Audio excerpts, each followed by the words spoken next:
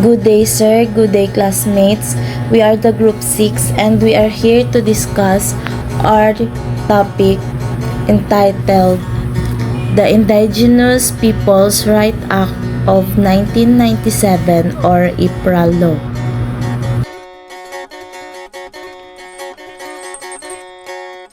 So, I am John Michael E. Alvarez and I am in the Group 6 reporter.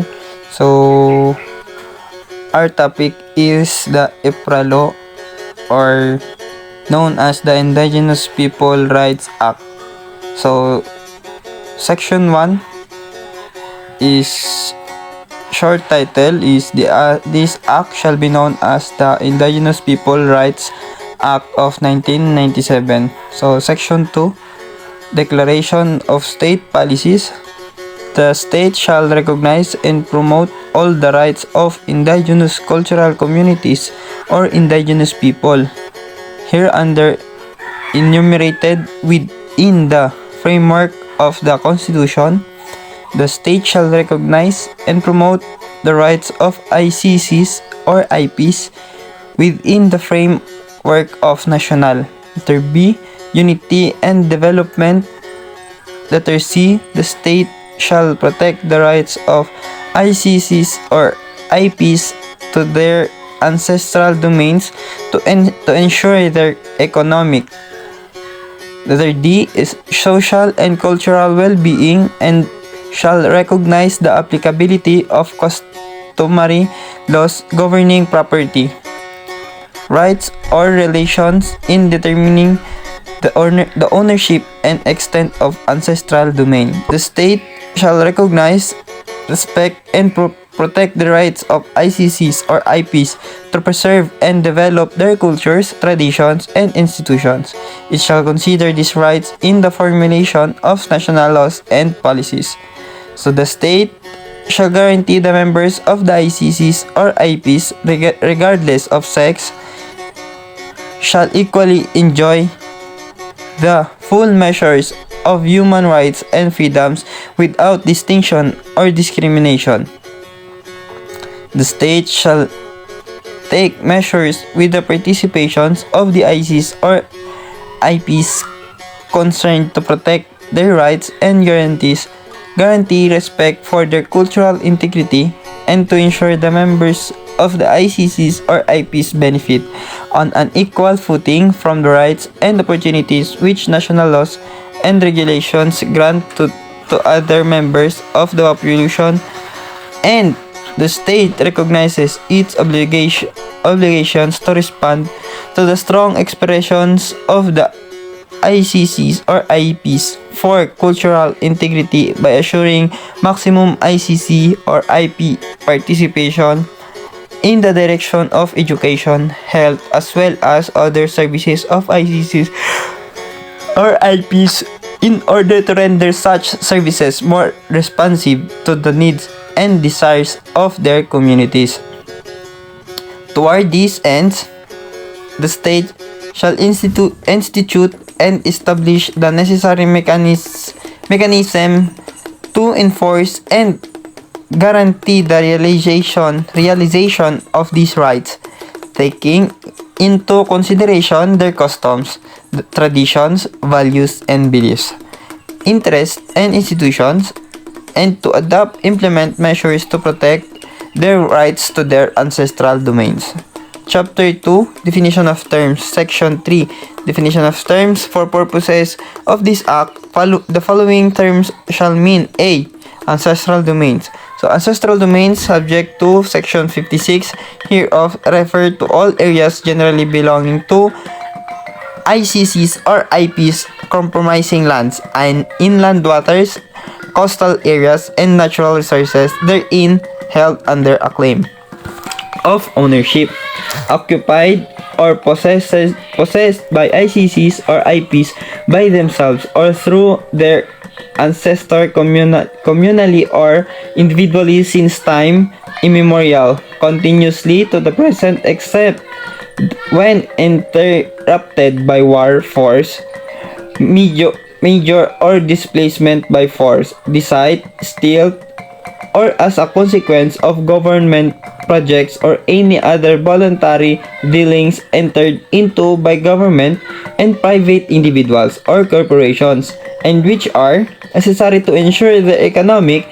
social, and cultural welfare. It shall include ancestral lands, forest, pasture, residential, agricultural, and other lands individually owned, with whether alienable and disposable or otherwise, hunting grounds, burial grounds, worship areas, bodies of water, mineral and other natural resources, and lands which may no longer be exclusively occupied by ICCs or IPs but from which they traditionally had access to for their subsistence and traditional activities, particularly the home ranges of ICCs or IPs who are still nomadic and or shifting cultivators. Ancestral lands. So ancestral lands, subject to Section 56 hereof, refers to land occupied, possessed, and utilized by individuals, families, and clans who are members of the ICCs or IPs since time immemorial by themselves or through their predecessors in interest under claims of individual or traditional grow-up ownership continuously to the present, except when interrupted by war, force majeure, or displacement by force, decide, still, or as a consequence of government projects and other voluntary dealings entered into by government and project individuals or corporations, including but not limited to residential lots, rice terraces or paddies, private forests, Sweden farms, and tree lots. Certificate of Ancestral Domain Title. It refers to a title formally recognizing the rights of possession and the ownership of ICCs or IPs over their ancestral domains identified and delineated in accordance with this law. So, Certificate of Ancestral Lands Title refers to a title formally recognizing the rights of ICCs or IPs over the ancestral lands. And communal claims refers to claims on land, resources, and rights thereon belonging to the whole community within a defined territory. So, customary laws refer to a body of written and or unwritten rules, usages, customs, and practices traditionally and continually recognized, accepted, and observed by respective ICCs or IPs, free and prior informed consent, as used in this act, shall mean the consensus of all members of the ICCs or IPs, to be determined in accordance with their respective customary laws and practices, free from any external manipulation, interference, and coercion, and obtained after fully disclosing the intent and scope of the activity in a language and process understandable to the community. Indigenous cultural communities or indigenous people refer to a group of people or homogeneous societies identified by self-ascription and ascription by others, who have continuously lived as organized community on communally bounded and defined territory, and who have under claims of ownership since time immemorial occupied, possess, and utilizes such territories, sharing common bands of language, customs, tradition, and other distinctive cultural traits, or who have, through resistance to political, social, and cultural inroads of colonization, non-indigenous religions and cultures became historically differentiated from the majority of Filipinos.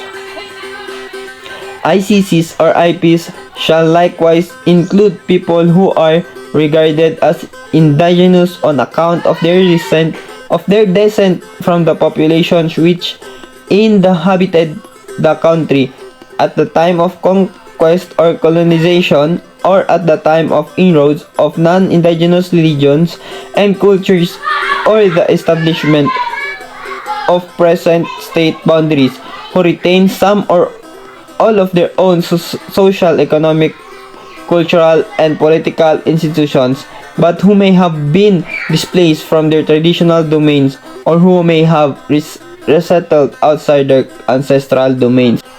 Indigenous political structures. It refers to organizational and cultural leadership systems, institution, relationship, partners, and processes of decision making and participation identified by ICCs or IPs, such as but not limited to Council of Elders, Council of Timuais, Bodong holders, or any other tribunal or body of similar nature. Individual claims refer to claims on land and rights thereon which have been developed to individuals, families, and clans, including but not limited to residential lots, rice terraces, or paddies and trees lots.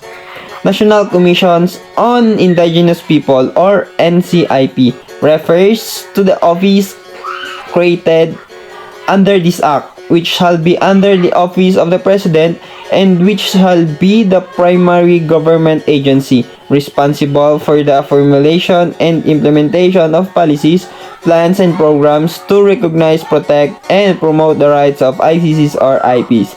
Native title refers to the pre-conquest rights to lands and domains which as far back as memory. Riches have been held under a claim of private ownership by ICCs or IPs have never been public lands and are thus indisputably presumed to have been held that way since before the Spanish conquest. Non-government organization refers to a private non-profit voluntary organization that has been organized primarily for the delivery of various services to the ICCs or IPs and has an established track record for effectiveness and acceptability in the community where it serves.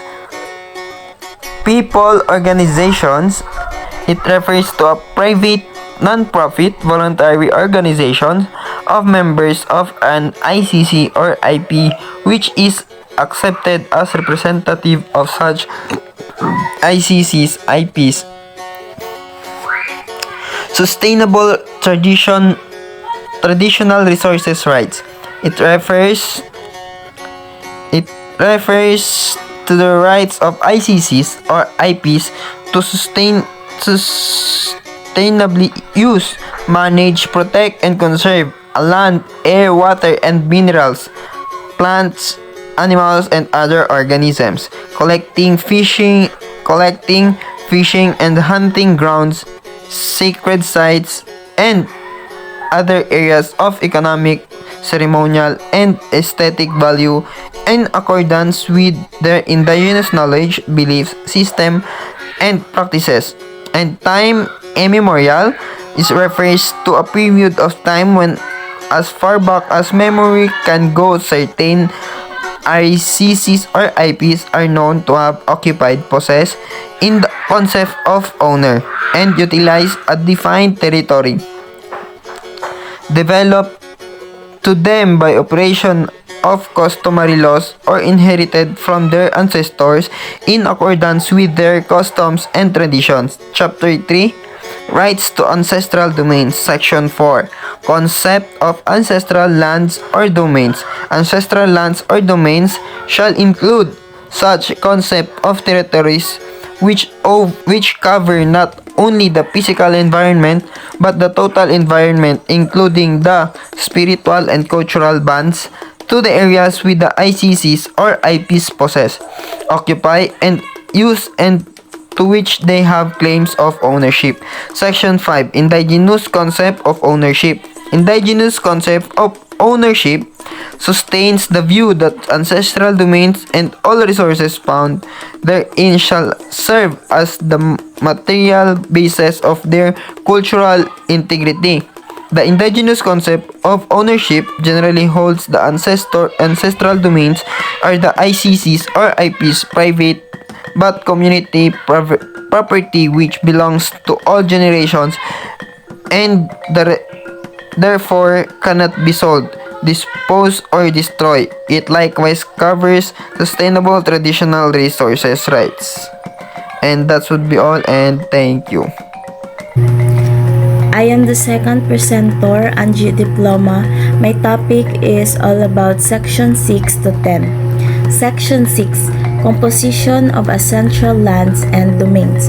Ancestral lands and domains shall consist of all areas generally belongings to ICCs and IPs as referred under Section 3 items A and B of this Act. Section 7. Rights to ancestral domains. The rights of ownership and possession of ICCs or IPs to their ancestral domain shall be recognized and protected. Such rights shall include a. Right of ownership. The right to claim ownership over lands, bodies of water, traditionally and actually occupied by ICCs or IPs, sacred places, traditional hunting and fishing grounds, and all improvements made by them at any time wherein the domains. B. Right to develop lands and natural resources. Subject to Section 56 hereof, right to develop and control and use lands and territories traditionally occupied, owned, or used, to manage and conserve natural resources wherein the territories and uphold the responsibilities for future generations to benefit and share the profits from allocation and utilization of the natural resources found therein, the right to negotiate the terms and conditions for the exploration and natural resources in the areas for the purpose of ensuring ecological, environmental protection and the conservation of measures pursuant to national and customary laws. The right to an informed and intelligent participation in the formulation and implementation of any project, government or private, that will affect or impact upon the essential domains, and to receive just and fair compensation for any damages which they may sustain as a result of the project, and the right to effect measures by the government to prevent any interference with alienation and encroachment upon these rights. C. Right to stay in the territories. The right to stay in the territories and not to be removed therefrom. No ICCs or IPs will be relocated without their free and prior informed consent, nor through any means other than eminent domain, where relocation is considered necessary as an exceptional measure. Such relocation shall take place only with the free and prior informed consent of the ICCs or IPs concerned, and whenever possible, they shall be guaranteed the right to return to their essential domain as soon as the grounds for relocation cease to exist. When such return is not possible as determined by agreement or through appropriate procedures, ICCs or IPs shall be provided in all possible cases with lands of quality and legal status and at least equal to that of the land previously occupied by them, suitable to provide for their present needs and future development. Persons thus relocated shall likewise be fully compensated for any resulting loss or injury. D. Right in case of displacement. In case displacement occurs as a result of natural catastrophes, the states shall endeavor to resettle the displaced ICCs or IPs in suitable areas where they can have temporary life support system, provided that the displaced ICCs or IPs shall have the right to return to their abandoned lands until such time that the normalcy and safety of such land shall be determined. Provided further that should their ancestral domain cease to exist and normalcy and safety of the previous settlement are not possible, displaced ICCs IP shall enjoy security of tenure over lands to which they have been resettled, provided furthermore that basic services and livelihood shall be provided to them to ensure that their needs are adequately addressed. E. Right to regulate entry of migrants. Right to regulate the entry of migrant settlers and organizations into the domain. F. Right to safe and clean air and water. For this purpose, the ICC's IP shall have access to integrated system for the management of their inland waters and air space. G. Right to claim parts of reservations. The right to claim parts of ancestral domains which have been reserved for various purposes except those reserved and intended for common public welfare and services. And H. Right to resolve conflict. Right to resolve land conflicts is accordance with customary laws of the area where the land is located, and only in default thereof shall the complaint be submitted to amicable settlement and the courts of justice whenever necessary. Section 8. Rights to ancestral lands.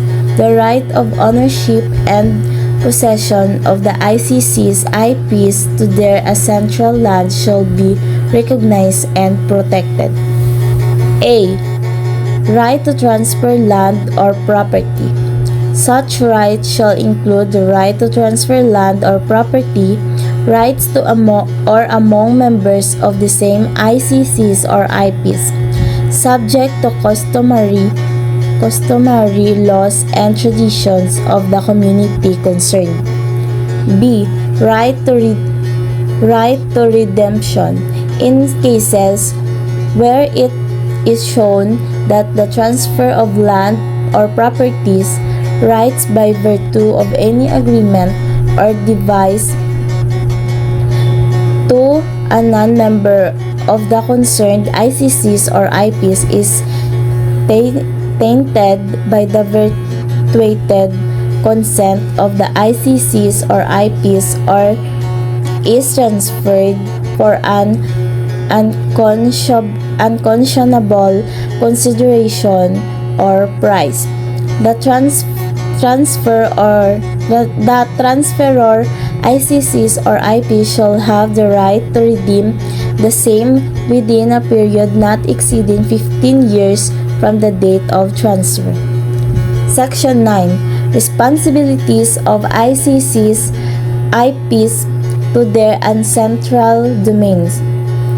ICCs or IPs occupying a duly certified and central domain shall be the following responsibilities. A. Maintain ecological balance. To preserve, restore, and maintain a balanced ecology in the ancestral domain by protecting the flora and fauna, watershed areas, and other services. B. Restore denuded areas. To actively initiate, undertake, and participate in the reforestation of denuded areas and other development programs and projects subject to just and reasonable remuneration. And C. Observe laws. To observe and comply with the previous of this act and the rules and regulations of its effective implementation. Section 10. Unauthorized and unlawful intrusion. Unauthorized and unlawful intrusion upon or use of any portion of the ancestral domain or any violation of the rights herein before enumerated shall be punishable under this law. Furthermore, the government shall take measures to prevent non-ICCs or IPs from taking advantage of the ICCs or IPs custom or lack of understanding of laws to secure ownership, possession of lands belonging to said ICCs or IPs. Next. My topic is in Section 11. Section 11, recognition of ancestral domain rights, was about the establishment of indigenous peoples, the pre-colonial system based on the division of labor within a community which consists of members from different languages and descent groups. The Section 12, option to secure certificate of title under Commonwealth Act 141 as amended, or the Land Registration Act 496 was about membership with requirements guidelines which specify traditional communities that are recognized by the government. The Section 13, self-governance was about participation in certain activities against other forms of discrimination. Section 14, support for autonomous regions provided guidelines to be followed in protecting and promoting indigenous people rights. Good evening, everyone. I am Grace T. Sangid, one of a report of Group 6. My assigned topic that will be reported today is the right to self-governance and empowerment, Section 15 to 18. Section 15, Justice System. Conflict resolution, institutions, and peace-building process. The ICCS, IPS shall have the right to use their own commonly accepted justice system. Conflict resolution institution, peace-building process or mechanism, and other customary laws and practices within their respective communities, and as may be compatible with the national legal system and with international recognized human rights. This means that Section 15 of the Philippines Constitutions outline the right to governance and empowerment, which includes the right to equal access to justice, effective and timely remedies for injustices, and the fair and impartial justice system. In Section 16, right to participate in decision making. ICCS or IPS have the right to participate fully if they so choose at all levels of decision making in matters which may affect their rights, lives, and destinies through procedures determined by them, as well as maintain and develop their own indigenous political structure consequently. This means that Section 16 outlined the rights to participate in decision-making process that affects one life, such as in the formulation of policies and programs. In Section 17, right to determine and decide priorities for development. The ICCS or IPS shall have the right to determine and decide their own priorities for development affecting their lives, beliefs, institutions, spiritual, and well-being. This means that Section 17 outlines the right to determine and decide priorities for development, which include the participation of the people in the planning and implementation of development projects. Section 18, Tribal Barangays. The ICCS or IPS living in contiguous areas or communities where they from predominant population but which are located in municipalities, provinces, or cities where they do not constitute the majority of population may form of constitute a separate barangay in accordance with the local government code on the creation of tribal barangay. This means that Section 18 recognizes the rights of indigenous people in the Philippines, particularly their rights to self-governance through their own tribal barangays or communities, and the protection and preservation of their cultures and traditions. Thank you.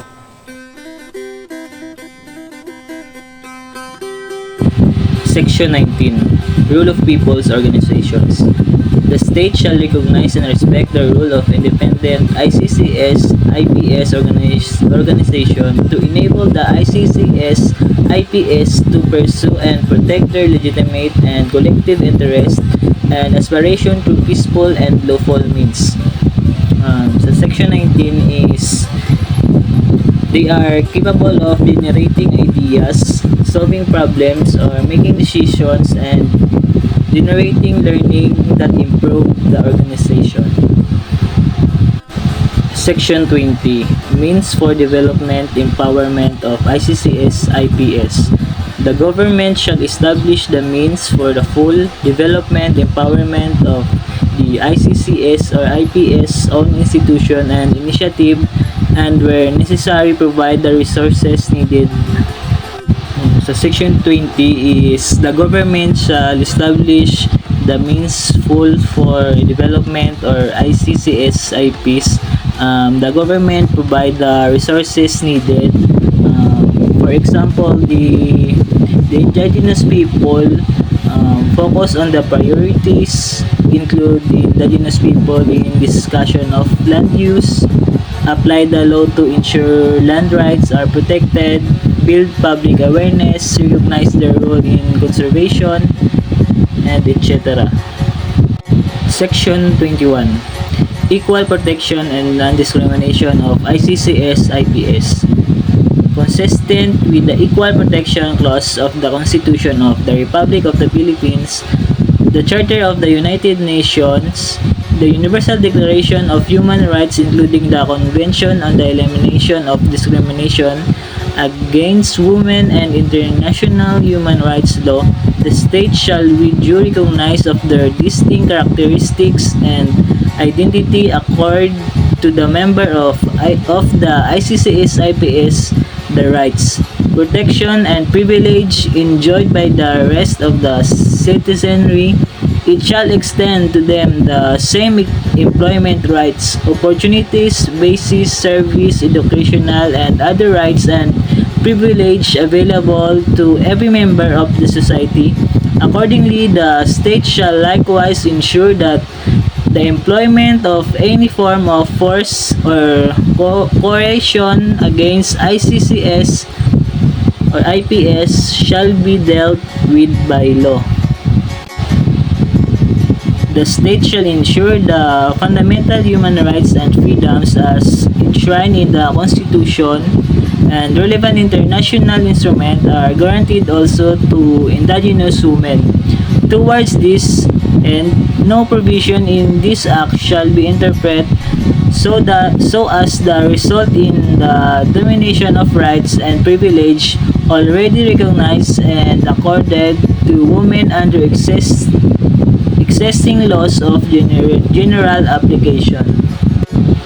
In Section 21, it shall be the right of the ICCS or IPS to be free from any form of discrimination with respect to recruitment and condition of employment, such that they may enjoy equal opportunities for admission to employment, medical and social assistance, safety, as well as other occupant-related benefits in form.